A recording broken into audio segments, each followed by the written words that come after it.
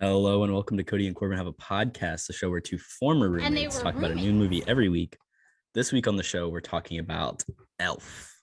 Hi. Your costume is pretty. Oh, it's not a costume. I'm an elf. Oh. Well, technically I'm a human, but I was raised by elves. New Line Cinema presents the story of one elf who's coming home for Christmas. Boy. Can't wait to see my dad. We're gonna go ice skating and eat sugar plums. Sorry! Now, I think someone sent you a Christmasgram.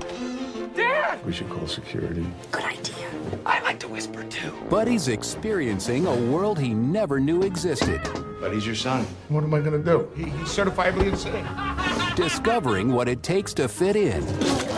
And going where no elf has gone before. I'm your host, Korbin Zvokel, and joining me as always is my co-host, Kody Webb. Kody, how are we feeling during this wonderful holiday season?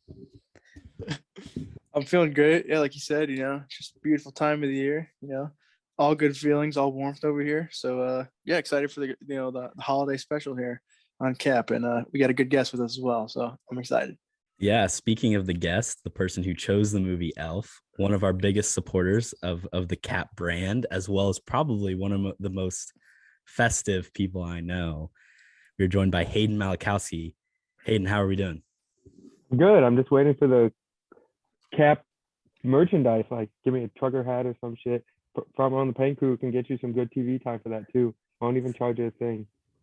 Wow. Well, Kody is director of all merchandising, so I think he's the one you got to talk to about that. He's been slacking. Yeah, it's coming soon. Next season, maybe. Yeah, for sure. Season 3 drop will come with it.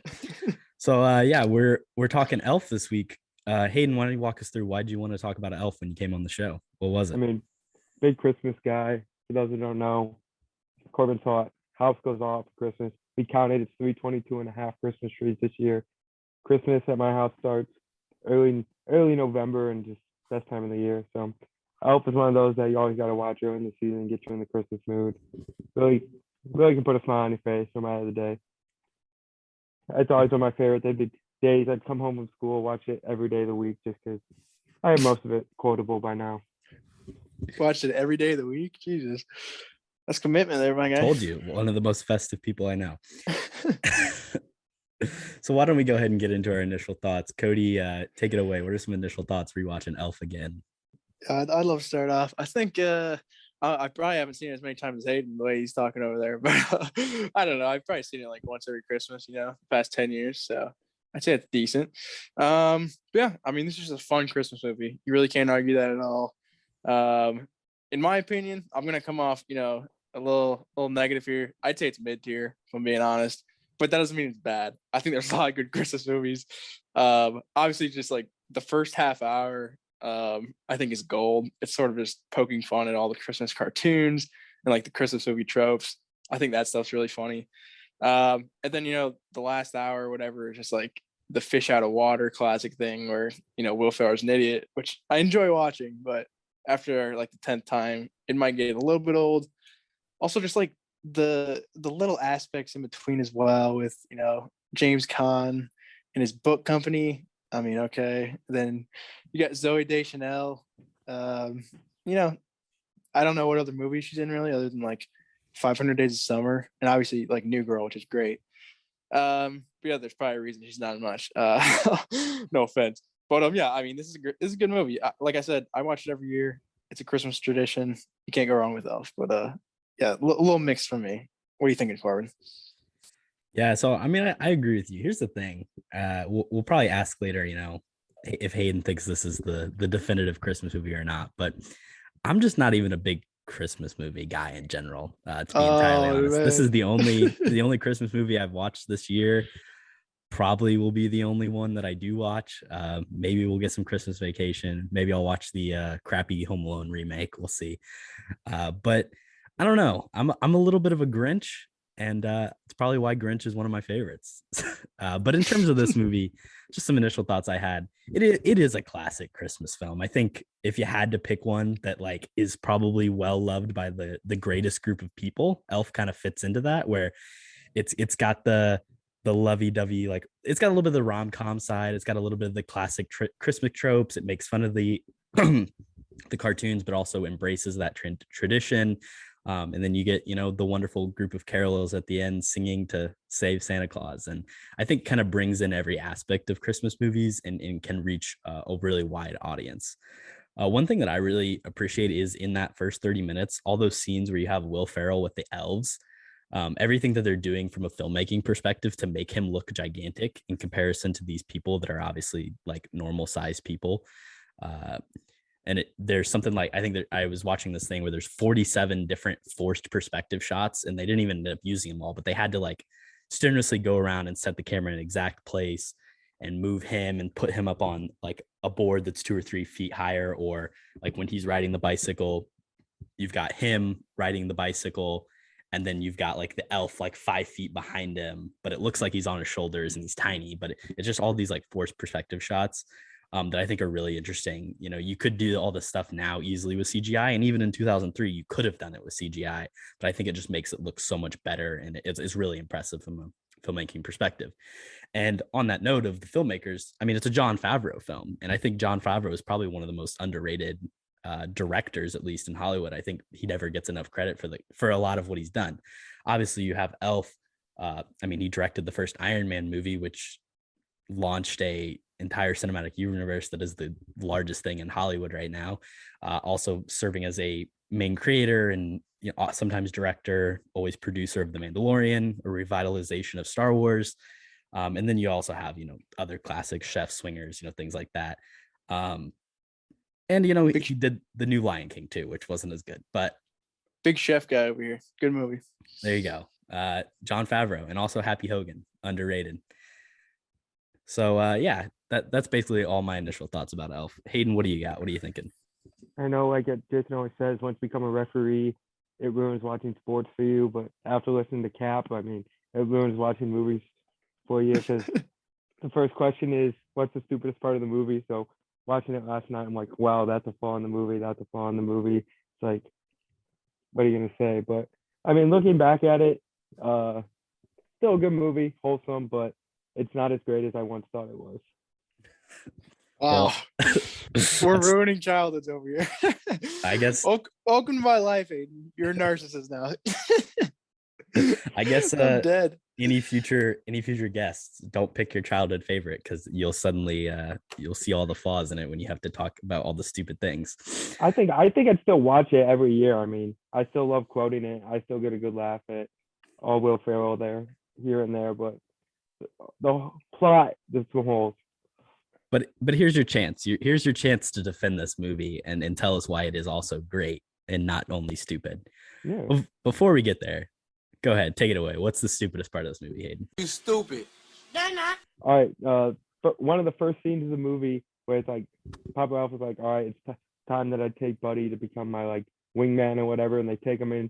He looks at the sleigh, he sees the Clausometer 3000, and he's like, this is what makes the sleigh fly. And he's like, no, it's not. It's the Christmas spirit. And they go like, he's like, well, the people down south don't believe in Santa Claus. And then he's like, so who do they think puts all the presents under the tree? He's like, they think the parents do it. And then Buddy goes, that's ridiculous. Who do you think eats Santa's cookies? The parents too? I mean, if I'm a third, fourth grader and I hear that, I'm like, is Santa real? Like, it's a family Christmas movie, and it literally ruins the secret of Santa in the first 15 minutes of the film. Yeah, I think that's just like a joke for the parents though. Like, there's always like, oh, little meta jokes, because no, like, oh, the kids are in the audience, they don't know what the hell you're talking about. But yeah, fair enough. Hayden, that's how Hayden found out Santa wasn't really ass. I got a couple stupid parts. I'll throw out a couple here as well. First off, I think I just don't know like the history of elves too much, because evidently they age like a lot slower than humans. Korbin, do you know any elf history here? What's going on here? Will Ferrell's 30 in a classroom, and he's out here with elf kids. What's going on? I am not an expert in elves, so I'm not a big Lord of the Rings guy, so you'll have to talk to someone else. All right, fair enough. I'll move on quickly to another one. Jon Favreau makes a cameo in this movie, who Korbin was talking about, and he's a doctor. He's getting Will Ferrell's fingerprints or whatever. And I like. I think he gets his blood because it's a paternity test. You think they test paternity with fingerprints? Okay, settle down.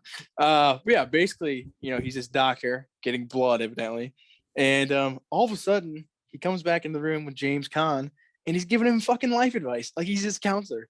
He's saying, "Go home, take care of the kid. He's your son. Hey, John Favreau, stop giving me life advice and stick to doctoring, my guy." I don't understand that at all. That's stupid as hell. You're right. Doctors are not allowed to give people advice. What an absurd comment. I got a couple things here.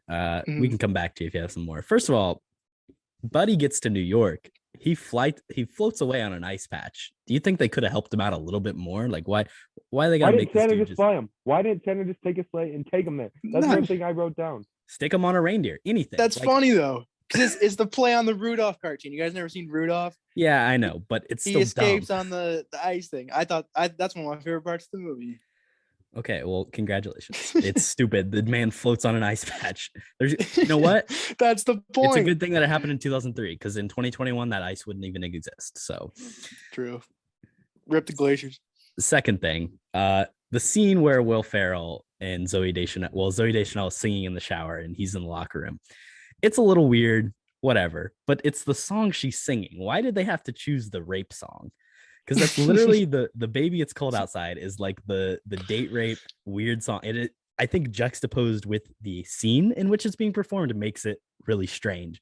Where it could have been a sweet moment if they choose literally any other Christmas song, but because she's like showering and he's there without them knowing and singing, it's just strange.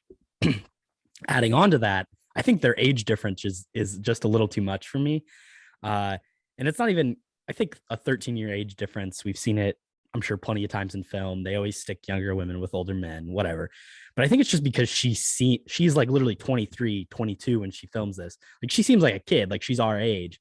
And then you've got Will Ferrell, who's like 35, 36 in real life. And I just think the age difference is a little too stark. So I would have rather either getting a younger actor to play the elf character or getting maybe a little older of a female character. I think it just is a little strange in the context. And then, I mean, you bring in the fact that he acts like he's like 6 and it's just very weird all over the place. You guys got some other stuff? I do have another one. Just touch on that one. I didn't even think about that just because Will Ferrell just acts like a 10-year-old the entire movie. So I thought it's more weird that, some chicks like making out with a 10-year-old, but yeah, Will Ferrell's got a few years on her, to be fair. But yeah, my last one, which I did on a little bit in the opening, it's the most uninteresting thing I think I've ever seen in like a decent Christmas movie. James Caan's a bookmaker or something, and he forgot to print out pages about a puppy and a pigeon. And then the next half hour of the movie is just him, just trying to figure out how to write a children's book with Peter Dinklage, which, the Dink Man's got it going these days, but his agent didn't do him very nice in this movie. Because I mean, it's mostly just little people jokes and then him beating the shit out of Will Ferrell, which is a good scene to be fair. But yeah, I don't know why there's a whole like children's book like theme. I guess it's just so at the end, like it can all get wrapped up and he writes about Buddy in his next book, which I mean is an okay ending in itself, but just how we got there, I fucking hate, if I'm being honest. Yeah. Yeah, I mean, I get it. It is a little bit of a strange subplot, but I guess you have to have some sort of subplot, and it does wrap up with the pick anything else. Name anything else in the world, Korbin. I'd rather see that than some bookmaker. Well, you're right, and you're probably right in that the Peter Dinklage thing goes down a little bit differently if this movie's made today. Hayden, do you have anything else that you want to hit on in the stupidest part before we move on? I'm good. All right, let's move on to favorite scene then. She is very gorgeous to me. Hayden, you love the movie. What's the best scene? Two I got to go to is obviously the one where it's Santa's coming tomorrow, 10 a.m. Santa's coming to town, and then the whole scene after that where he goes decorates Gimbals, and then you're not Santa, you smell like beef and cheese, you sit on a throne of lies, and then he rips off Buddy's beard, and then they proceed to go to prison for that, but it's a little extreme, but I think it's a good scene, just the decorations and how Buddy is so intricate, bringing his true elfisms out, even though he's a shitty elf up at the North Pole, but he's good enough in our world. And then another favorite scene is when he finally goes to work with Walter Hobbs, and he's down in the mail room and he's dancing on the table. Classic scene right there. Yeah, no, I'll bounce off that directly. That is the best scene in this movie by far. I don't know why, but Will Ferrell dancing in the mailroom is the most iconic thing I've ever seen in my life. Is it He's Will got Ferrell dancing? That's my question. Because half the time it is. I Half the don't. time it Yeah, is. I couldn't Not- quite tell. Not the good moves, but the ones that matter. I'll tell you what, dude. I could watch that scene over and over. I literally rewinded it 3 times and watched it 3 times just because I love that scene so much. I don't know why. It just is the perfect Christmas scene in my mind. But yeah, I think this movie's pretty quotable as well. Yeah, obviously I have the obvious one of bye buddy, hope you find your dad. Thanks, Mr. Narwhal. I mean, that's classic.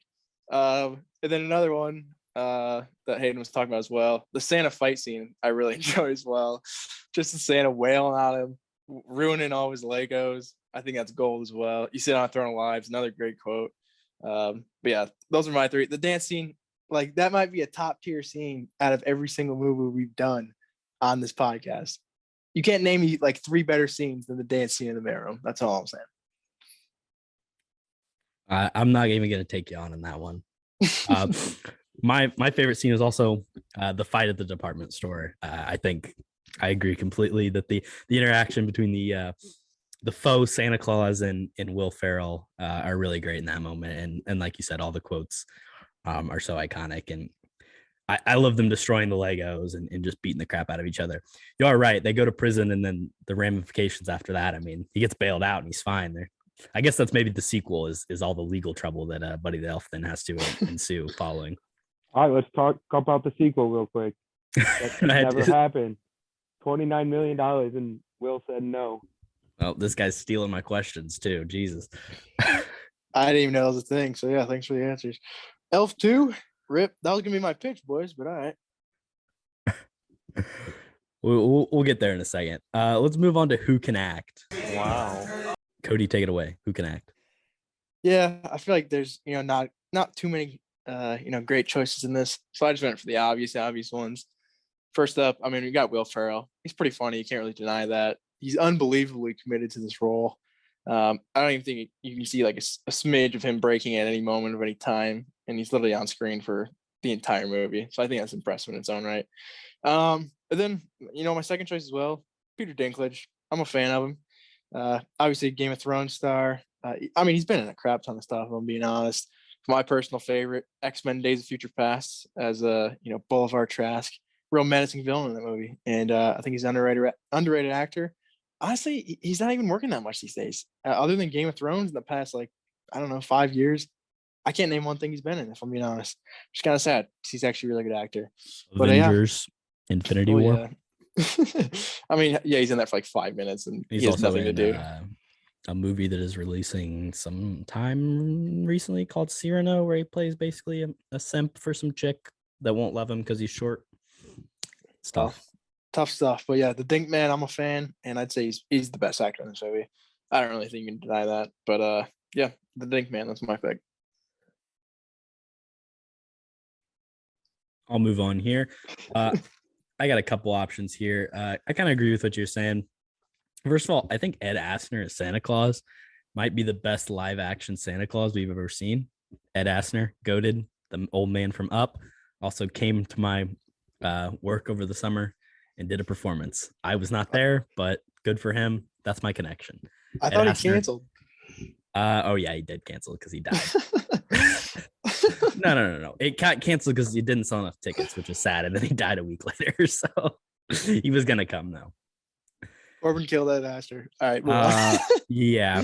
I really don't think there's a better Santa Claus, and I'd love to see it. Secondarily, Faison Love is the manager of the department store. I think he's just really funny. Playing off of Will Ferrell is not necessarily easy. You got to be able to hold your chops with somebody like Will Ferrell is a comedic genius, and I think he does a really good job. And then I don't think Zoey Deschanel as an actress is good in this, but I think her singing ability is the perfect amount for this film and for this character, because she's not an amazing singer, but she's pretty good, and it's a little bit ingrained in who she is, even moving on to New Girl being such a sing-songy person. And I think her specific style of singing is exactly what this movie needs and for this character. So that's what I'll say. Hayden, who can act? I was gonna say Will Ferrell and Santa, but you got them both, so we can move on. Nothing to add on those I think fronts. there's an argument for there's a better Santa. Honestly, I think Ed Asner's not that good in this movie. Okay, well, who is it? Who's better Santa Claus? Tim Allen. He- Name any Santa Claus in any movie, he's probably at the same level, for being honest. But I'm just trying to play devil's advocate here. Nobody's hopping on a train, I guess. Ed Asner. Ed Asner ain't shit. That's all I'm saying. Pick- I mean, the thing R.I.P. Respectfully, but yeah. Tim Allen go just ahead. doesn't look like Santa. Ed Asner, man, he looks like Santa Claus. He pulls it off. I mean, you got a point there. He's probably got like 40 years on Tim Allen, to be fair. But yeah. All right. Who can act? Let's go. Hayden, why don't you take it away? I think they could have picked another person to play Michael, his brother. He just didn't really fit. We hate kid actors on this show, so I respect that answer. Yeah. I mean, I got more on that later, but that's all I'm gonna say. Okay. $10 says he's picking Macaulay Culkin. All right. My who can't act? I got a couple. James Caan, he's second billing in this movie and he's terrible, if I'm being honest. I mean, this is the definition of just checking a paycheck in Hollywood, I would say. He doesn't do shit. He's got no emotion. He's just not likable, like as an actor in general. Not even his character. His character is kind of likable, I feel like. He's just not likable at all. Just no charisma. And then, like, I don't buy his relationship with, like, changing with Will Ferrell at the end either. I think that has a lot to do with the acting because the script's actually not terrible if you count out, obviously, the book stuff. But yeah, James Caan. And then to throw another wrench here, dude, I do not like Zoey Deschanel in this movie at all. First off, she's blonde, which just really throws everything off. It just doesn't sit well with me that her character in this movie is like the exact opposite as well as her character in New Girl. Maybe it's just because like she is so likable and so fun in New Girl. I don't know. But I think she's very, very bad in this movie. I'd say she's by far and away the worst actor. But yeah, Zoey Deschanel, I mean, in general, I'm a fan, I'd say, but I honestly forgot she's in the movie every year until I watch it. I erase it from my memory again. So yeah. It is very like unlike her. I mean, like you said, the blonde hair throws you off. It just doesn't even really look like her or feel like her. And it is pretty distant from her Jess character, other than the through line of singing, which I brought up. So for me, I'm also going to mention James Caan, his dad, whatever his name is. I just really don't think he's that great. I agree 100%. Paycheck movie. Also throwing a wrench out there. Like, I don't know if Will Ferrell in this specific film is necessarily as good as people make it out to be. I don't think what he's doing is terribly impressive. I think when he plays more characters, even like Talladega Nights or Step Brothers, like I think those characters are more interesting and more impressive because they just take more to do. Here he's just playing a child. Like I feel like anybody could pretend to be a child and run around and just be a goofball. So I don't think it's bad acting on the front of Will Ferrell, but I don't think it's terribly impressive in the way that people make it out to be. So that's my hot take. Yeah. No, I backed a little bit. This is not his best performance by any means, I don't think. Yeah, I don't know. I'd say his commitment is impressive in this movie, but his acting skills are not like next level or anything. It's sort of an average performance, but I think the commitment to the character is what is like makes it good. I don't know. Yeah, I think I just like Will Ferrell not as PG as well. I think making this movie a little, which I mean it's a kids movie, so you can't. But I don't know. I think Will Ferrell can have more fun. That's true. Is this the only Will Ferrell like PG movie? Might be. Probably Gotta not, but it's definitely probably up there. I mean, Like live definitely action. the best one. Yeah, I don't know. Gotta be. That is interesting. Well, we're gonna go to a quick commercial break, and then we'll be back with that answer. Oh, research boy. And we're back, and we're gonna get into the recast. You're fired. You're fired. You're fired. You're fired. Where we talk about who we want to see get replaced in this movie. And after a quick fact check, Will Ferrell's in Kicking and Screaming, the Lego movie, Megamind, but yeah, not a lot of PG work under his belt. So yeah, those are two animated. That's what I said. So he's got Kicking and Screaming. That's it. All right, talking boy. Let's hear it. Who are you recasting in this movie? My recast. Not gonna lie, my recasts are terrible this week. But we're Like gonna go every for it. No, that's false. But my first one, I mean, we got to get rid of the worst actor, James Caan. Obviously, he's gone. So, I had a tough time coming up with somebody. I feel like it's, kind of just a weird age, especially in this time in Hollywood. So I'm not specifically picking for this time in Hollywood. I'm just picking people like in their prime, supposedly. So first off, I was thinking Gene Wilder, maybe around that Willy Wonka form. I think he'd be all right, but that's still a weird choice, I feel like. My second one, which I do like more, is Kevin Costner around those Field of Dreams days. He's a little likable in those. He's got some heart. I think that's just what this movie needs, a little more heart at the end, and it'd make it a lot more believable. But I got another one, but I'll toss it around. So you want a young Kevin Costner. You don't want Kevin Costner now? Well, I mean, not young. Obviously, like he's how old is he in? I mean, he would have been Field of Dreams, like 30. What year did Field of Dreams come out? I guess he's got to be like 60 because Will Ferrell's 30, to be fair. So yeah, all right, give me old Kevin Costner. He would have been 45 in 2000. Yeah, and he had him in high school, so it would have made sense. He would have been just a little too math. young at the time, but not terrible. Thank you. Yeah, well, my math adds up evidently, but yeah, Hayden, I want to hear your recast. I bet it's Macaulay Culkin by like $100, but we'll see. No, I'm getting rid of the brother and putting John C. Reilly in, and then they have a better relationship and like actually stepbrothers. Good. When they'd be like half brothers, but fair enough. I like the effort. Well, it wouldn't be stepbrothers, so shut up, Cody. That's what I was saying. Like that. John C. Reilly. That would be fun. That age difference, I mean, does spell some you might have to change the plot around a little bit, but I do like that pick. Shake and bake, baby. My pick, first of all, we're gonna replace Will Ferrell, and we're gonna replace him with the original person who was intended to be in this role, with Jim Carrey. Oh my god! Obviously, Jim Carrey's been in the lead of a different iconic Christmas movie in The Grinch, but I think Jim Carrey playing Elf just adds a little bit of that, a little more chaotic energy to the role that I think we need. And yeah, that's what I want. I want to see Jim Carrey playing Buddy the Elf. And then moving on, I want to see John Lithgow in this movie. And I was trying to decide if I wanted to put him in as Walter, his dad, or somewhere else. And I've decided I want him to play Papa Elf, whoever plays that character. Give me Papa Elf. And funny enough, I was looking up, and I didn't even realize this, but they did like a reading of the script, and John Lithgow read for the role of Walter a couple of years ago. But I want to see him play Papa Elf. That's my choice. Instead of he can be James Caan characters too, but my pick is Papa Elf. I think he's probably not mean enough to quite play the Walter character, which I think you need. Even like, I don't know, Kevin Costner might be a little too likable. Gene Wilder, I think Gene Wilder's definitely a little bit too fun for that role. You need someone who's just like unlikable and an asshole, in my opinion. But I think John Lithgow is probably too nice for that role. I don't know if he quite pulls off the meanness. So give him Papa Elf, which is a pretty good character throughout. Yeah, he is pretty nice. I'll give you that. John Lithgow, probably one of the nicer guys around, just like based off his acting career. I don't really know him too much. There's like he's in Dexter, and he plays a serial killer, which is probably the only role that I've really seen him be like very dark in. And I don't think he did it very well. I don't think he fits it very well.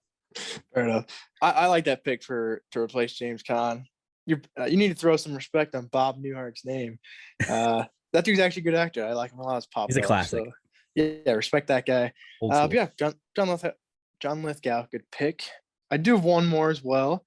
I wanted to get rid of one of the writers at the book, whatever store or whatever. Obviously, one of them is Andy Richter from the Conan O'Brien show, so we're gonna keep him. The other guy, I think that's the guy. No. I think the other writer guy, I think he's in Stranger Things. I could be wrong on that. They look very similar, the bald guys. But anyways, I'm replacing him with the classic, the grown-up special, Mr. David Spade. I just need to kick a comedy in this movie. And I think the writers would be a fun team if you got Andy Richter and David Spade just pitching stupid, like trying to book ideas. The other guys are right, but I just want like more comedy out of that, because they're like taking it seriously, like they're actually trying to write a book for children. Dude, I don't give a shit about that. I'm sorry, but make that funny, and then maybe that story will stick more with me. So how can you go wrong with David Spade, dude? Joe Dirt, come on, classic. That other guy is Kyle Gass, I believe. And he is the other half of Tenacious D. He is not in Stranger Things. So He looks like the guy. If you're referring to the character of Eugene, that is, which yeah, go picture on those. Tell me they're not the same person. I don't know who the guy from Stranger Things that you're referencing is, but sure. Yeah, let's move on to Welcome to the Academy. There's a mistake. Moonlight, you guys won Best Picture. Where we give the movie a real or fictional Academy Award that we deem. Haydn, what award are you giving Elf? Most pissed off businessmen after going to work and some kid goes in, lights up all the elevator dots and so it looks like a Christmas tree, and now their elevator ride is much longer. And then also when Michael and Buddy are at gimbals in the elevator and they jump every time it changes floors. There's some angry businessmen. I think there are some other movies with some more angry businessmen. 12 Angry Men. That's a classic angry businessman movie. Wolf of Wall Street. True. What do you think would happen if Buddy the Elf pressed all the buttons on an elevator with Jordan Belfort in it? Kody, what do you think? Probably some coke would exchange hands. Other than that, I mean, probably nothing too interesting. He would drug Buddy. Would you like to see Buddy the Elf on Quaaludes? Probably not, dude. He's got too much energy already. He's already got enough sugar. The lewds, actually, that's not a bad show. I thought you were gonna say cocaine. Yeah, throw some lewds on him. Why not? Fair enough. Yeah, I agree with that. Here's my take. Haydn, if someone gets on an elevator, presses every single button on the Empire State, you still riding that elevator to the top? Is that it's the Empire State Building. You're not taking the stairs. I don't know what the options here are. If I ever go to the Empire State Building, I will press all the buttons on the elevator. You'd be that guy. You're a menace. Yeah. Also, I don't know if anybody can just walk into the Empire State Building and get on an elevator. I think that's well, maybe. No, this is 2003, so it is post 2001. Post 9/11. Yeah, I think not. I didn't go to the Empire State Building when I visited New York, but if it's similar to like Sears Tower, it's also kind of like a tourist attraction. To like, they don't just let people go. Like, you either have to work there or pay money to be up there. So I've been there. It's exactly like Sears Towers. Basically, you gotta wait in line to go up the elevator, and it's just all tourists. They don't even let you press the buttons, man. Yeah. Does anybody even work like in the Empire State Building? Yeah, anymore? people work in both those buildings. Yeah, for sure. I don't think they do. You think a 100-floor building, there's just nobody working in it? Yeah, that's bad business, bro. That's literally why the Sears Tower changed names to the Willis Tower, because different people work there. It's still the Sears Tower. Either way. That's just because Sears went out of business, I think, didn't they? I don't know. Not before that happened. Well, they were on the brink of it anyway, so Kody, might as well sell it.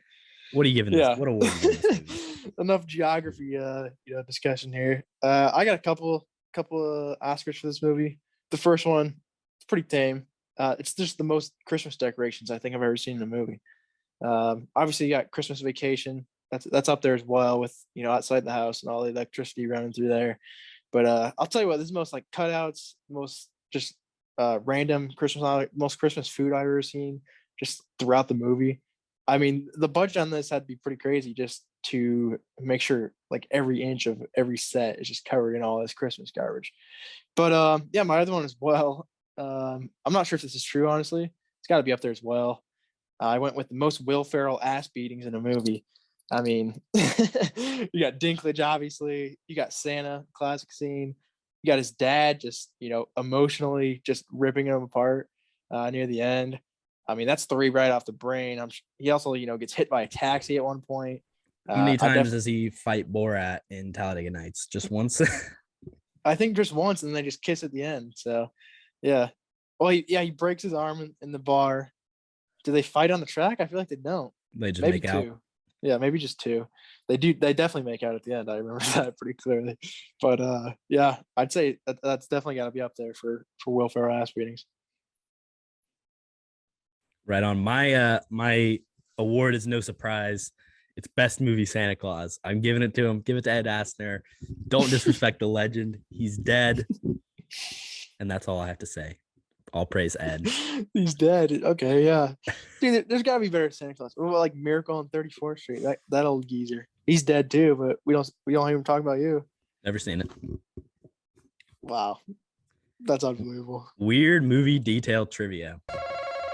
Naked grandma. Naked, huh? One of my questions was already spoiled, so I'll start off with that. Go for it. The question was just going to be, how much money did Will Ferrell turn down to reprise the role of Buddy in a Elf sequel? I was also going to give you that the original Elf made $220 million worldwide against a $33 million budget.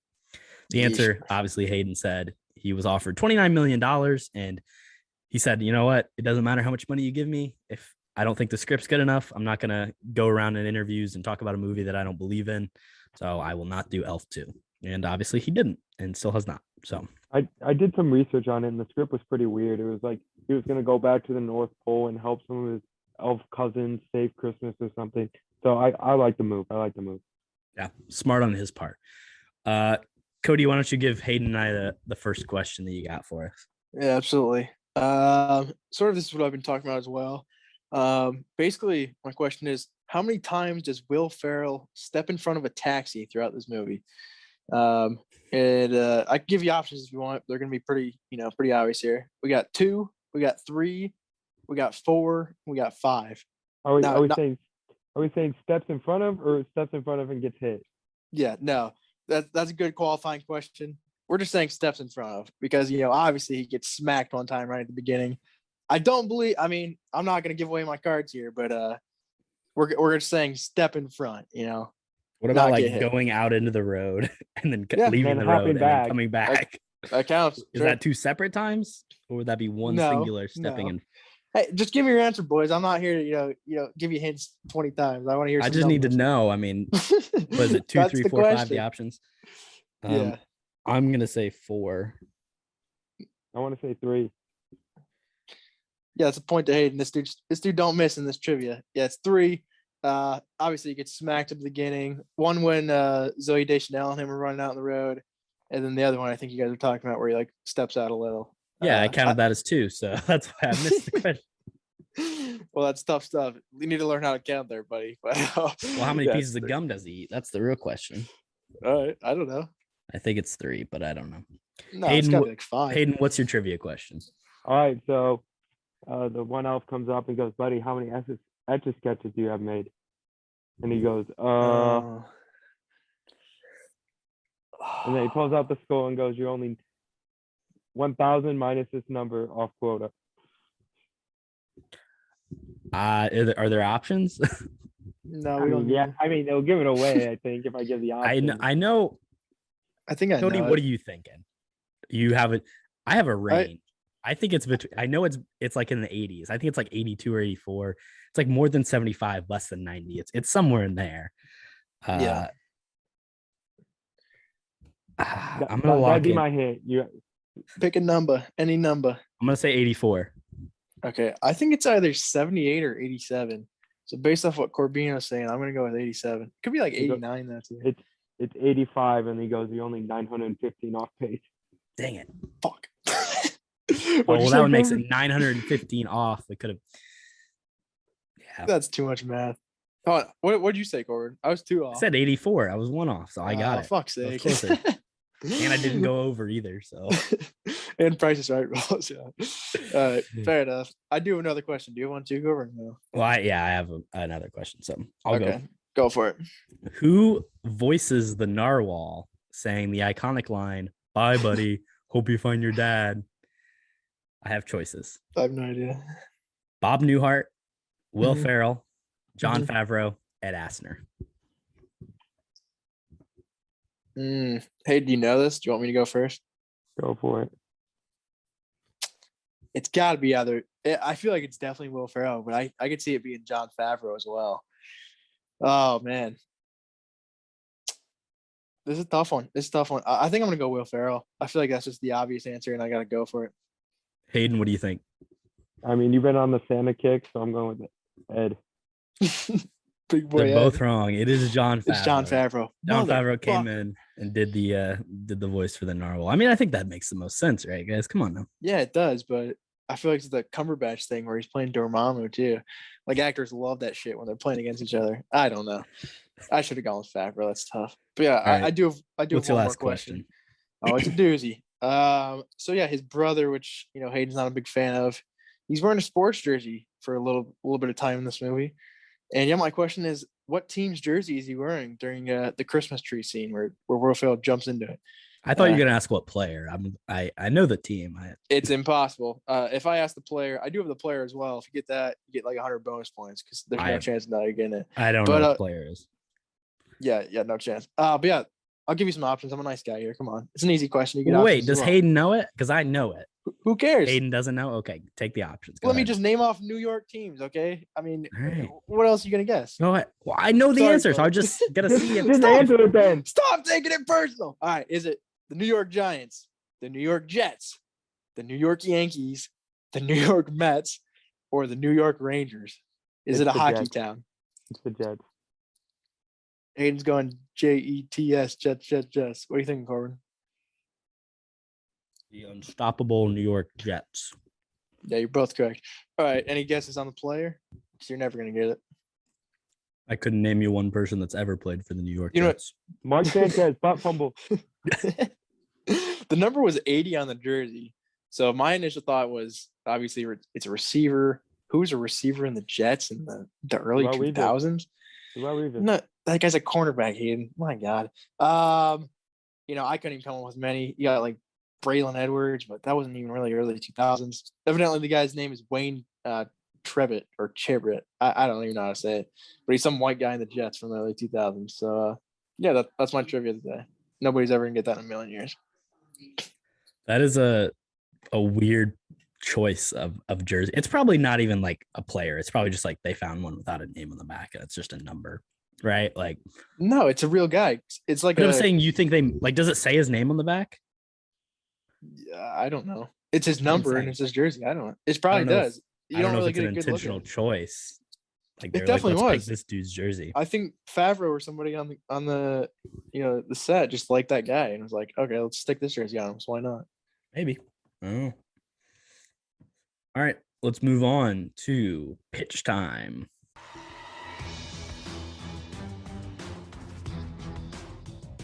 Hayden, what's Elf 2? Let's hear it. Or prequel, sequel, miniseries. What do we see in the Elf universe? Reboot. I kind of hinted on this with my recast. You put John C. Reilly in as the brother role, and it doesn't work out with Zoey Deschanel, and he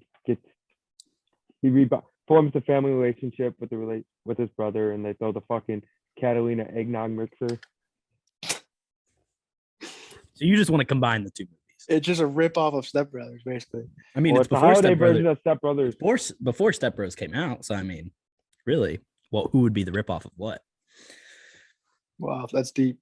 Thank you, Kody. What's your pitch? Yeah, I got a good one. I think this was something similar to the sequel they were planning, evidently, but I think it's actually a decent pitch. So yeah, I'm going Elf 2. I mean, somebody's gonna die, and it's gonna be his dad. Who really cares though? Nah, heck no. Santa lives forever. But yeah, basically, Buddy's just going back to the North Pole because my movie's similar to Hayden's in that it didn't work out with Zoey Deschanel, which nobody really cares about that either. But yeah, he's going back and he's got to team up with some classic Christmas characters. My boy Rudolph's here. My boy Frosty's showing up as well, and they're just going on a fun adventure. They got to save Christmas. Leon the Snowman, who has an appearance in this one, has a sharp turn as the villain. He's holding the North Pole hostage, and the trifecta of Buddy, Rudolph, and Frosty got to take him down. Ends in a bloodbath. Leon, he just turns it into dust in the wind, basically. Pretty jarring imagery. But yeah, that's my pitch. Elf 2, back home.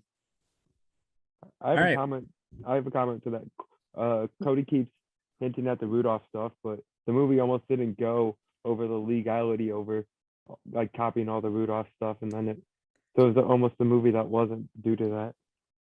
Yeah. Oh, it rips off Rudolph in multiple stages. I think it's almost beat by beat. I think the first 20 minutes or so. They're paying homage to a classic. Something I was watching a making of, and Jon Favreau specifically wanted to have all those classic Christmas tropes and make it feel like a classic stop motion movie in the early half. So But yeah, too bad. Wish they would have gotten sued and we didn't have to watch this movie. I was just flipped off by Hayden for all the listeners.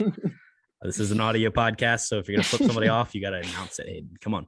You gotta drop the Hey, word. fuck you, Korbin. There we go. There it is. Thank you. Finally, it's some passion. About time.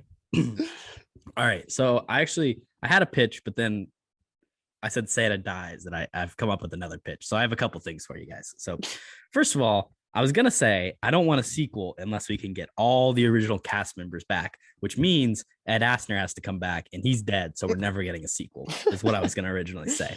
Okay. Santa actually died. What more could you ask for?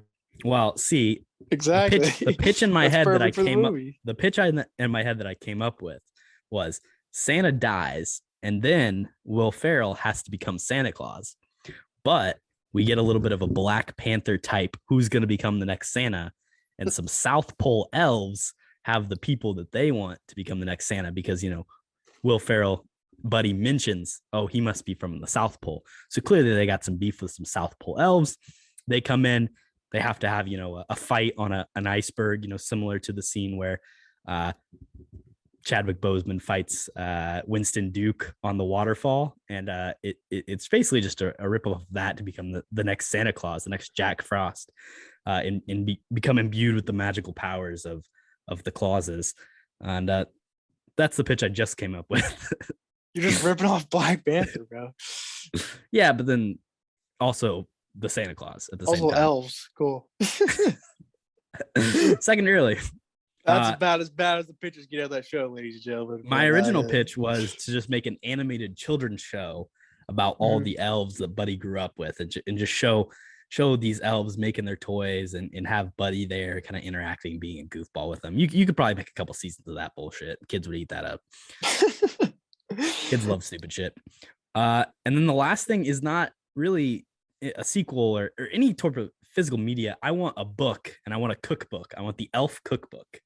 And I want you to take all these weird things that Buddy would probably eat, but kind of transform them in a way that might be interesting and delicious to normal people, but still focusing on like the sugary, weird spaghetti, weird breakfast type stuff. I'm surprised they haven't done something like that, because that's a moneymaker right there.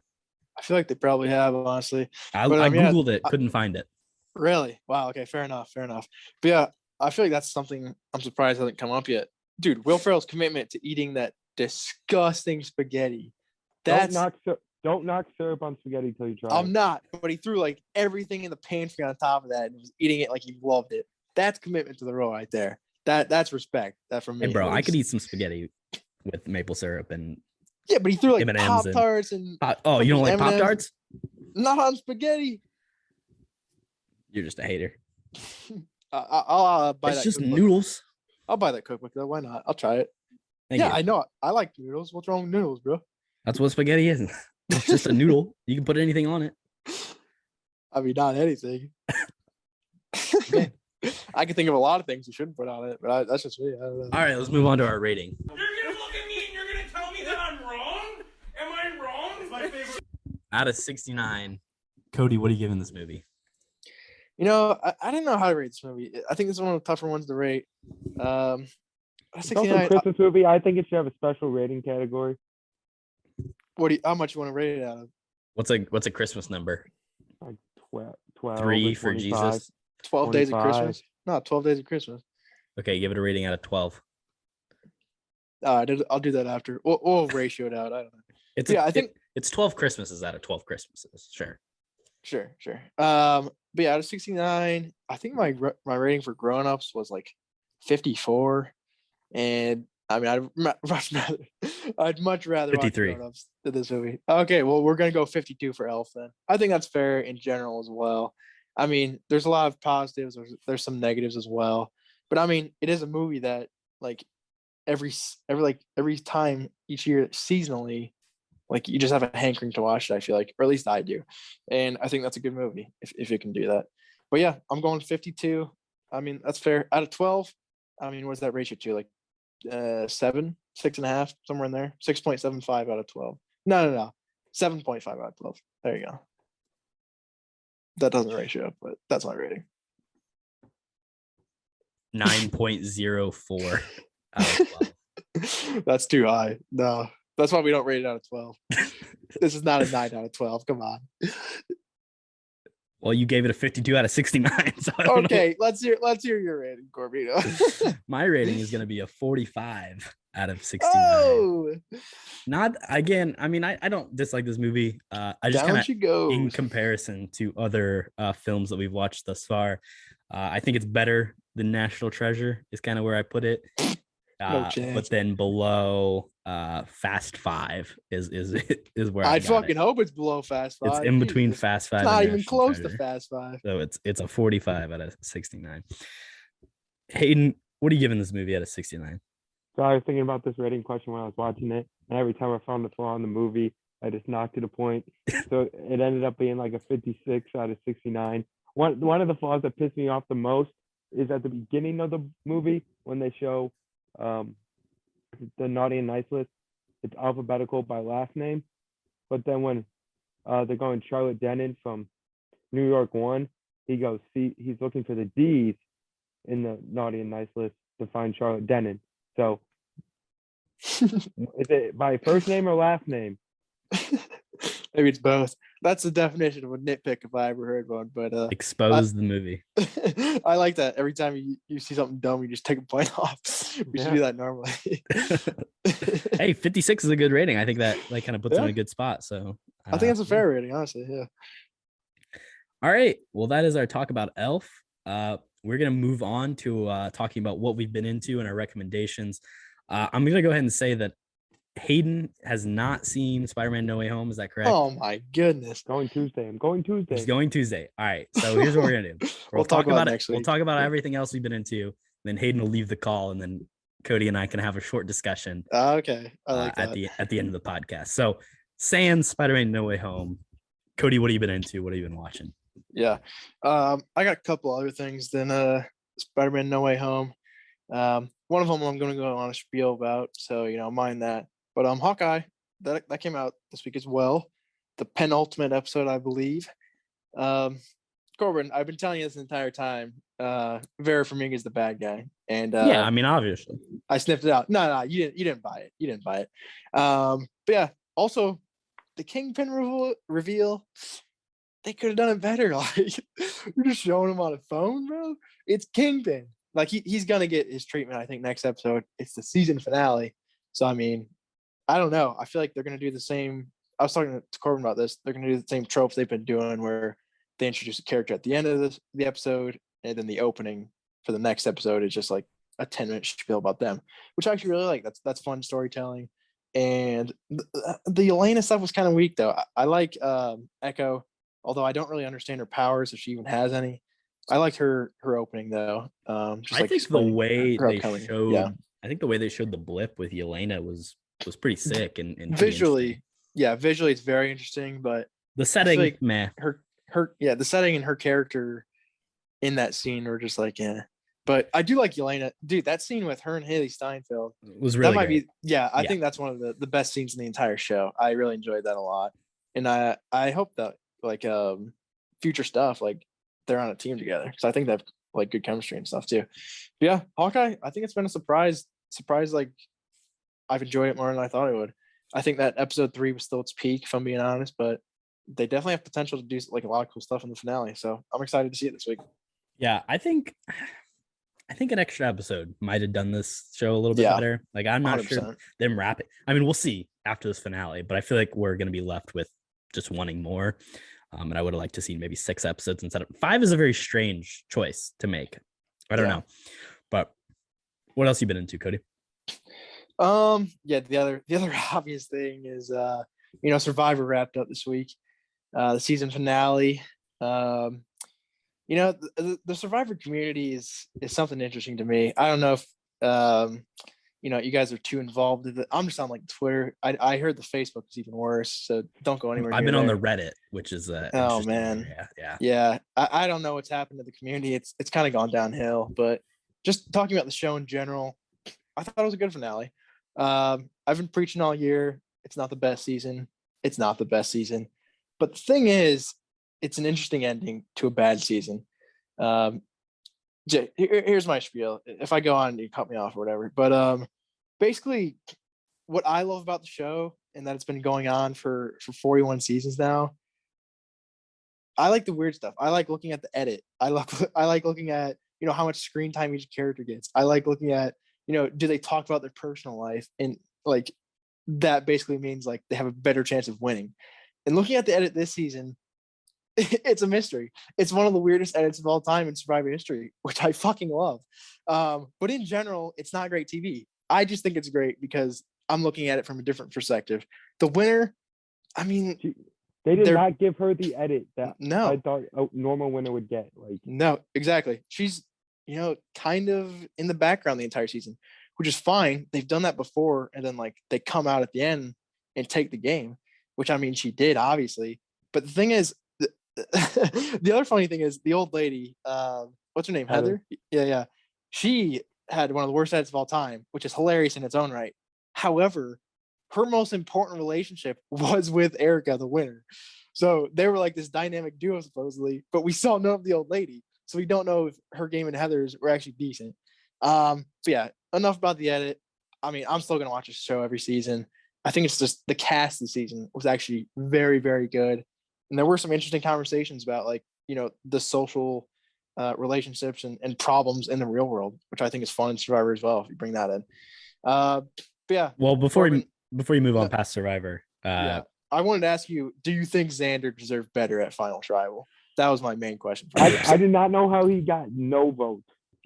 So yeah, obviously this is a good episode to have Haydn on because Haydn is also a Survivor fan. So I'll kick it over to Haydn. What were your thoughts on this finale? Like week 2, I thought Xander was going all the way, and then when he won the final immunity, I was like, okay, he won. But then he's like, when he said something about, oh shit, I should go against Erica, and then if he gives up his idol, gives it to Heather, does that win the votes over from Deschanel if he takes out Erica? I would say so. Yeah. I mean, the respect of the jury, since like the final 5 just wasn't really there for Xander, because he's saying stuff at Tribal and everyone's saying like that's a bad read, and then final 4 he takes Erica along with him, which is, I mean, I feel like even from a dummy's perspective is a terrible move. But yeah, then also he's just not a good speaker, and Erica's like a trial lawyer. You don't want to take somebody who can speak that well to the end, because literally, I mean, she dominated Final Tribal Council. There's no doubt about that. Xander sounded so dumb at. Yeah, I mean, he's 20. He's younger than like he's like the same age as Haydn. Like, yes, if you watch the after part, he definitely had water in his cup too. Absolutely. He was drinking water. Couldn't even have champagne after he got his ass beat. That is just sad. But yeah, I think he deserved a couple votes. I'd say probably Evie or Tiffany. I don't know, even Ricard. I mean, him and Erica were really close too, evidently. But and Nasir was giving him props at the beginning of Final Tribal, and then he ended up getting no votes. I think Deschanel, like, he just played a different game than everybody else's season. In any other season, I think he could have won easily, just because he backstabbed so many people. But this season, there wasn't that much backstabbing, if I'm being honest, other than the Shan vote. That was the massive vote, I think. And Ricard didn't take the blunt for it. Deschanel did. So I think in another season he could easily win, but I think Xander probably deserved more votes than him in this particular season. I think I agree with like the consent, like basically at the end there, like Deschanel, you were just too emotional and like kind of temperamental the entire season. And he definitely was. Like he would let like one thing happen and he would just snap and it would be game over, and all strategy, anything else just seemed to kind of go out the window. And he was just so fueled by like what people thought of him, and was like less worried about playing the game and more worried about just like the way he was presenting, which I think is what kind of cost him in the end. Xander was definitely my favorite throughout the whole season. I thought he was a pretty interesting guy. I thought, with that idol, he carried into the, literally the last vote. Nobody gave a shit about it though. And I think nobody that even says a lot cared. too. They didn't even split the votes on him to make him play it. Yeah, it literally came down to, I think he didn't do a very good job of marketing himself in the end. And then from what I've kind of read on Reddit and stuff like that is basically like nobody thought he was very genuine with anything that he did the entire season. So like when he would give up like the reward, or he would step aside so that people could get rewards or different stuff, or bring people along with him. It was always just like everyone thought he was just doing it to look good and not actually having a genuine relationship. And the only person he seemed to have a real relationship, I mean, he had a relationship with Evie, but then she ended up getting voted out because he didn't protect her. And then he had a relationship with Ricard, but Ricard had a pretty good relationship with everyone, so it wasn't like anything special there. He had a great relationship with Erica, even, a decent relationship with Deshawn near the end. So I just don't think he didn't have the people, and people didn't, he did a poor job of marketing himself. I mean, Liana's asking him questions and he can't even answer them, like explaining what he did to win the game, or why he deserved to win. It's a pretty basic question as well. He didn't play up the things that would make, like, he didn't even talk about that move that she made. Like, she made a joke about it, and about him like doing the whole fake idol pull, which I think is like a really great move and probably the best thing he did all season. And he barely like even touched on it and brought it up. And I think that was just really poor on his part. But he's young. He's probably got another shot to come back. So maybe. I don't know, dude. It's tough to be returned these days. I think you got Shan, Ricard. Those are the front two for this season. But yeah, I mean, the social cues question was an easy one too, because it was from Liana. And that was a massive move. The fake idol is big. And then the idol hold is a massive social cue as well. You're reading tribal council. I mean, it was definitely lucky because Sydney played her shot in the dark. And that's what, didn't lead to the split with Evie eventually. But I mean, that's not a very hard question if you have a game plan going into it. Just near the end, he was never really a target. So like, that's why he stuck around. Like, it was always Ricard was around, or someone else was always around to be a bigger target. But low-key, Erica, a good winner. That's all I'm saying. She actually played a good game, but she just didn't get the love. She got a bad edit. And so everyone was so confused at the end. They're like, oh, Xander's definitely winning this. And then how does Xander win? And it's just kind of a little bit poor edit there. But I think on one hand, it's kind of good because you don't know exactly what's going to happen going in. Maybe for future seasons, you can kind of expect something a little different, hopefully. So I don't know. It's tough. They have a lot of power that the editors do at the end of the day. There's been a lot more unexpected winners in recent season. I won't go into it too much, but yeah, this was an interesting way to end the season, to say the least. You excited for 42 come March? How can you not? I mean, dude, I think they should just do a returning player season every fucking season, if I'm being honest.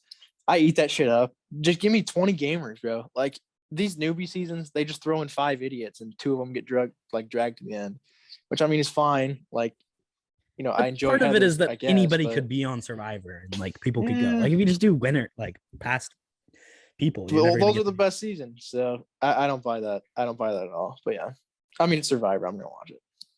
Got anything else?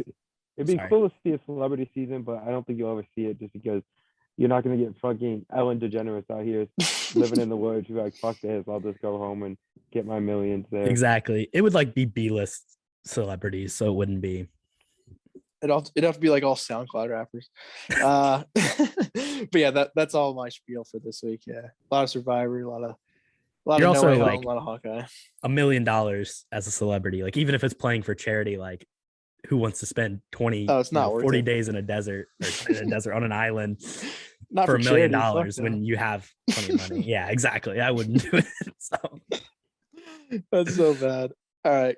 Hey, I want to hear your recommendations, my guy. I say this, I'm not a big movie guy.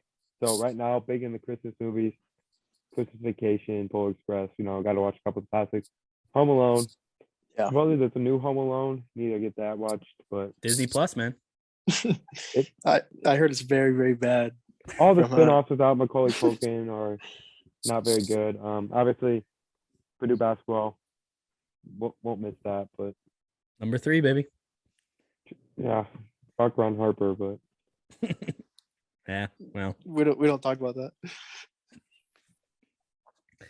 All right, for me, I watched Nightcrawler. I rewatched it after our last pod episode. Love that movie. Outstanding Jake Gyllenhaal performance. Can't get enough of it.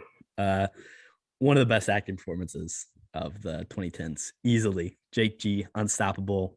His character is just so dark. Also, underrated part of that is Riz Ahmed. I think Riz Ahmed's actually really good in that movie as well. I checked out the John Wick version, except instead of a dog, it's a pig, and the movie's titled Pig, and it's got Nick Cage in it. and he's a truffle farmer. And actually was pretty surprising, cool 90-minute watch. I would definitely check it out. It's on Hulu, new 2021 release, Pig. And then I rewatched Moneyball, also just finished that up last night. Fantastic movie. How can you not be romantic about baseball? That's all I'll say. Hell yeah. Dude, it's been sitting on Netflix for so long, and I really want to watch it. I fucking love that movie, dude. So good. It's so good. It's so good. You really can't beat it. All right. So Haydn, thanks so much for coming on the pod. Really appreciate having you. Thank you for giving us a chance to talk about Elf, a little Christmas movie action before Christmas. And thanks for always being a supporter. Do you want to drop any links or socials or anything you want people to follow you on? Follow at the Paint Crew on Instagram and Twitter. Oh yeah, we're in the presence big shout out of hey, you should retweet this episode on the Paint Crew. Yeah, well, I just want to thank everyone for having me out, and have a Merry Christmas. Appreciate it. Thanks, Hayden. See you. All right, Kody. All right, let's get to the nitty gritty. Let's get into the spoilers. Spider-Man: No Way Home. Oh, mama! Terrible title, eh? I don't like the title at all. I just drop the fucking home stick. I don't understand it. There's no need for it. But I mean, yeah. I'll tell you what, dude. This movie's just a lot to process. After I came out of the theater, I was like, did I like it? Because obviously, okay, let's just say spoiler alert here. Yeah, spoiler alert, Korbin. If you haven't seen the movie, shut this shit off and go watch it, because it's not worth listening to us blabber about it for 5 minutes than actually go seeing it. But yeah, I mean, I'll tell you what, dude. They got Andrew Garfield and fucking Tobey Maguire. I really didn't think they were gonna be in it for some reason. I don't know why. I'm an idiot, I guess. But they're legit characters in this movie. They're supporting. They're in it for like the last hour. They're in it for a good hour, I'd say. Yeah. I was like, okay, they'll be in it, but it's gonna be 10 minutes. Like, yeah, literally the final fight. And they were there. It's an hour left of the movie, and he shows up. I'm like, what the fuck are we doing here? It's sick. I mean, there are some plot holes. Ned being a sorcerer out of nowhere is interesting. Also, when did Electro find out that Andrew Garfield that Peter Parker was Spider-Man? That doesn't make any sense either. But yeah, most of the villains. I don't know. You don't need to think about that. It's a fun movie. I enjoyed it a lot. I mean, obviously, just nostalgia factor, and the first like half hour is a little shaky. I thought it's paced very quickly, and it needs to be, because it's a 2.5 hour movie. I would like to get to the good stuff. Yeah, I mean, I would have liked to see more of Daredevil, other than literally 30 seconds. He's on screen. And he's like, "Oh, they're not going to charge you," but like, why? Why are they not? Like, they just brush over that. Like that whole, there's all this hype surrounding about like, oh, he's going to be in trouble. He's going to have all these legal ramifications. All the legal stuff goes out the window, and now he just has to deal with the court of public opinion, which is an interesting idea, and that what spurns the entire future, like the rest of the movie. But I think they do definitely brush over it very quickly. Yeah, I mean, there's just stuff as well you don't really need. Like, I mean, J. Jonah Jameson, like, I love him back in this universe, but he doesn't need to be in this movie. Like, it's unnecessary, I think. But I mean, yeah, getting to the last hour, like, it's just fun. It's continuously like they killed Aunt May as well, which I'll tell you what, I didn't see that coming. But I mean, Willem Dafoe, how fucking good of an actor is that guy, man? I love Willem Dafoe. And they did exactly what I said. They took that stupid mask off. Willem Dafoe is the scariest mofo in the league. But you said it was someone else. It was Willem Dafoe. You said in the trailers, that's not Willem Dafoe. It was. Yeah, you're right. They give him like long hair in the trailers. I don't know. That's trailer bait. But also in the trailers, the lizard did get kicked by fucking, I think it was Andrew Garfield. Yeah, so they fucked up there. But yeah, I mean, just Spider-Man working together was fucking sick, and I do want to go rewatch it. My theater experience was a little lost. I had an interesting crowd. They're kind of annoying at times, but I mean, it makes sense. It's one of those movies where you just have to expect that, I think. But I do want to go see it again, just because it is just a lot to process. Because I was kind of just in shock at times, and it's hard to just enjoy the movie when you're like, oh shit, they're actually doing this. But yeah, what do you think about it in general? Yeah, so I've already got at least 2 more showings booked in the next week. I'm gonna go see it. I'm seeing it on Thursday with Liam, and then I'm going with my sister and nephew and her wife nice. On Friday on Christmas Eve. So That's sick. got it all booked up to see it again. I'm definitely excited on a rewatch. I love honestly, like I love the Amazing Spider-Man movies, even though like I just watched them within like the last 3-4 months. But I think Andrew Garfield, fantastic actor. Yeah. Seeing him back specifically is something that I enjoyed, and I think like the way his character is in this movie. Toby's, it's great to see him, but I just don't love, like, I don't know, I just don't love his interactions in this movie. His performance seems a little stiff at points, and I don't know, Tobey Maguire's just kind of a weird dude. Yeah. I thought they were gonna kill him off too, and then it's just like, oh no, I've been stabbed before. So I Like, read okay. something that the original plan was that he was gonna die. Yeah, And then Kevin Feige was like, I want to leave the door open to potentially bring them back again. So then they potentially did reshoots to where it was like he's not dead there at the end. And it definitely, it's so weird. He's like, oh, I've been stabbed before. Like, what? When did he get stabbed? Or maybe I missed when he got stabbed, but yeah, I don't know. I think the Aunt May death, while powerful, I didn't like the way the scene played out where she like gets up and she's fine and like acts like she's okay, and then she keels over and dies. Like, that's such a corny thing to do. I wish it would have just been all in that moment of like, I'm dying, let me tell you that with great power comes great responsibility. I think it's cool they pulled the actual quote from the comics, not the ripped Uncle Ben one from the 2000. But overall, I mean, just exciting to see all these characters back. The one thing I was hoping that there was something that wasn't spoiled, and I guess the Aunt May death wasn't, but like I just wanted some other character to appear. And obviously we get Venom in the post-credit scene, but I just wanted there to be something, like some sort of surprise. And Daredevil was spoiled, all 3 Spider-Man was spoiled. You could see all the villains in the trailers, and I was just wishing there was some sort of character or appearance, even if it was a little short one-off thing that I could have been excited about in the theater. And while obviously the people coming back is super exciting, it would have been nicer to know nothing, right? I mean, yeah. I mean, that's just the internet these days, though, man. What can you do? But it's crazy. Like, think about like the stuff they kept secret, like for all these other projects. Like, we didn't know that in WandaVision, like everything that was going to happen. Like, the Evan Peters was coming back. That was never leaked. It was never leaked. Like, there's been so many things that Marvel has been able to keep secret, but for some reason, this specific project, there was so much. I think, I mean, they talked about originally. They talked about originally in the marketing that it was going to be like a civil war. Like, they were going to play it off as like it was Peter and Doctor Strange fighting the whole time. And I think the thing, Marvel's smarter than people give them credit for. Like, some of the stuff is intentional, like 100%. Yeah. And people always act like, oh, Tom Holland spoils shit all the time, but it's like 85% of it, they're telling him what to spoil. Like the classic, like, oh, here's the Avengers Endgame poster, do not show. Like, that's so obviously staged. And like Marvel leaks stuff intentionally to build hype. And I mean, it worked. It's now the second highest film opening of all time in the midst of a pandemic that is only surging in numbers.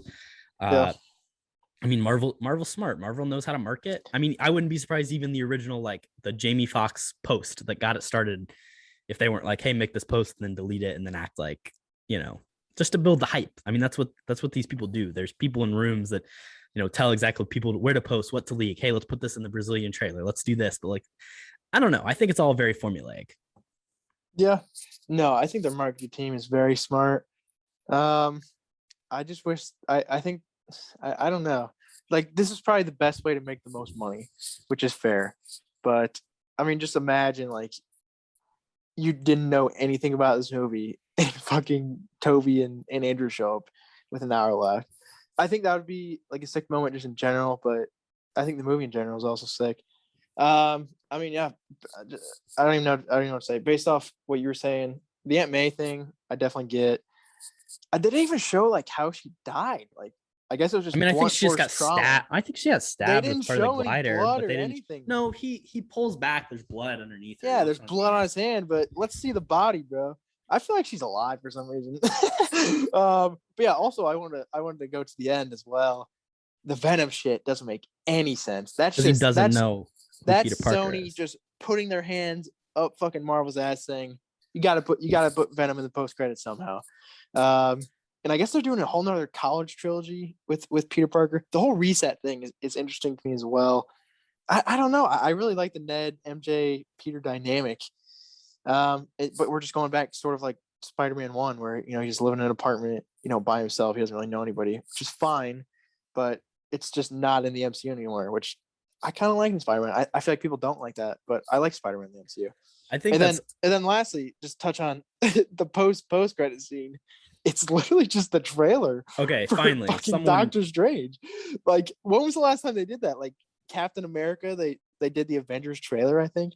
But I don't know, man. Like that is I thought that was a cop out. I thought that it was is a cop a out. weird market. Just do a fucking post credit scene where he's going to talk to Wanda. And like, why?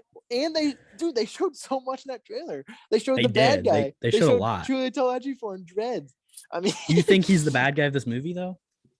I think Benedict Cumberbatch is. Yeah, it's like the what if guy. Oh, you mean? I thought you were saying Chiwetel Ejiofor is. I mean, yeah, he's probably not a great guy. I mean, I don't know. They showed. I agree with you. I mean, I agree with you completely. Like, I don't like that post credit scene, and so many people have been like, dude, like, what the fuck? They literally just showed a trailer and like, but it was sick. It was an awesome trailer. Like, I'm so hyped for it. And like, yeah, but I would have rather a real scene. Like you said, show me just like 60 seconds of him meeting with Wanda, or like, or just literally just something to get us hyped for the movie. Where she's like, oh, it's about time you showed up. He's like, yeah, I'm not fucking here about Westview or whatever. That's I think sick. it's supposed to be kind of. I mean, I don't know at what point in the movie that happens, but I guess from a chronological perspective, like typically in a post-credit scene, you're going to show like something that's happening to start a movie out, or like right before a movie happens. So maybe like if that's like you're not giving anything away though. It's just like because we're off WandaVision. I think a lot of people watch that, and then you got Doctor Strange in this movie as well, and he fucked up with this whole spell and everything. So he's going to her asking for fucking help. I think that would work fine, but yeah, I thought it was funny they just shit out the entire trailer. But that doesn't really have anything to do with the movie. I just thought that was funny. Also, they're trying to make Doctor Strange a thing. Like, I like Cumberbund enough where, he's decent in like supporting roles. But I was pretty excited for like Multiverse of Madness, I think. But I don't know. After that trailer, I'm not as hyped. I like Chiwetel Ejiofor, and then I guess Wong's like Sorcerer Supreme now, which that just came out of nowhere too. But yeah, I don't know. Doctor Strange in this movie, like I could leave him or take him. The visuals are obviously cool, but I don't think beat by Peter using fucking geometry. Yeah, the Sorcerer fucking Supreme lost to geometry, which is interesting. But they just had to get rid of him. I mean, they don't need him around. Doctor Strange is always getting his ass kicked. Like, could he not just solo all those villains? Like, I would hope so. But yeah, I mean, like, what's the Green Goblin gonna do? Cast a fucking spell and kill him? Like, I don't know. The Green Goblin fucking Batista bombed Tom Holland about 5 stories. So yeah, that dude's an animal. But I mean, we could talk about this movie for a while. But what's the best part? What's your favorite part? The best part? I mean, I think it's got to be just them swinging around together. That's what made me just be like, damn, this is fucking sick. Like, I don't think you can really beat that. I think the Andrew saving Zendaya is probably my favorite moment in the movie. Just the payoff of the Gwen Stacy. I think that's really great. I love that specific scene in that movie. And I think it fits really well, and I love it. And I love his acting in that scene. I mean, he's clearly the best actor out of the 3, but yeah, no, Andrew's first scene as well. I think that's one of my favorites too. I mean, that's pretty prolonged scene. I feel like they're talking to him for like 10 minutes before Toby comes in. They're like, he's just quipping at him. He's like, that's enough. Like, I'm hanging on the fucking ceiling. They're like, go get the cobwebs. Everything Andrew, like, he actually got a good script for once in a Spider-Man movie, which I love. Hey, and I've been seeing stuff recently. Doors open for him to come back. People are wanting the Amazing Spider-Man 3. I don't want that. Yeah. But fuck yeah, make that movie. I am 100% down for that. Well, a lot of people are speculating that like Venom is and Morbius, like that Sonyverse is the Amazing Spider-Man universe, and that makes sense. Yeah. It's definitely possible. Like, other than the weird graffiti wall art of Tobey's Spider-Man, which I think is just a placeholder more than anything. I mean, you've got the Oscorp logo from those movies. Like, he's out in San Francisco. It would make sense if he goes to New York looking for Peter Parker, and he happens upon Andrew Garfield. I think that'd be pretty sick seeing him fight Tom Hardy. Yeah. What about Morbius, dude? Hey, dude, I think that movie doesn't look bad. Oh my, get the fuck out! I mean, it's being released next month, so it's probably going to be terrible. Nobody's going to see it. You're right. But I think it's going to be okay. Anything from that movie in my life again. I'll tell you what, though, Venom has been while not great movies, has been a successful movie franchise. There's a reason. Yeah, because Venom's a good character that people like. And Tom Hardy. Tom Hardy's a good actor. Dude, Jared Leto as a fucking vampire. Dude, we're in fucking Spider-Man's universe with a vampire played by Jared Leto. No fucking chance. He's like flying around and shit in the trailers. What is that? Sonar, bro. I don't know. Echolocation. I mean, I don't think anybody will see that. What's the budget on it? It's got to be like 200 million. It's gonna make 50 tops. I mean, I don't know what they're thinking there. Sony's just a bad fucking studio, dude. I don't understand it. Well, we got a Craven movie coming too, so we'll see. I don't know. I doubt it. Yeah, Channing Tatum was announced for a fucking Gambit movie 20 years ago, and that never came out. So that's what happens when you got a shit studio. I think we'll get the Craven movie. I doubt it. Final thoughts moving forward, Spider-Man in the MCU, Mhm. you know, I think the new suit looks pretty sick. A lot of people are definitely happy that he's not little Iron Man Jr. anymore, you know, moving to a more, faithful place for the character of Spider-Man. Yeah. Personally, I think it's going to suck just like that he's not known by anyone. Yeah. I have seen some stuff that maybe, because they talk about everybody on this world will forget. Offers, yeah. Nick Fury is off world, and I like that. Captain Marvel, other people like that. So maybe, maybe you bring him back, come Secret Wars or something. So I was just gonna say that. We'll see. Yeah, that's good storyline as well. Secret Wars. But yeah, I agree. I think the hard reset. It's interesting, but I don't know if I'm a massive fan of it. And I mean, they're doing another trilogy, so I don't want to listen. I think him and we're gonna get a Zendaya lot need more to be Spider-Man. together. I don't want to see any Gwen Stacy or any of that bullshit in this universe. So I don't know. I feel like they'll go away from MJ. I think they're tired of it. hey, Zendaya, highest grossing actor of this year, and Really? youngest person to do it since Jennifer Lawrence in like 2016. So Respect to Zendaya. Yeah, top 5 actors scoring. Yeah. yeah, 100%. All right, thanks for sticking around and listening to us ramble about Spider-Man No Way Yeah. Home. If you did it all, If you're still here, more than props, anything, man. it's just Kody and I talking about it. Yeah.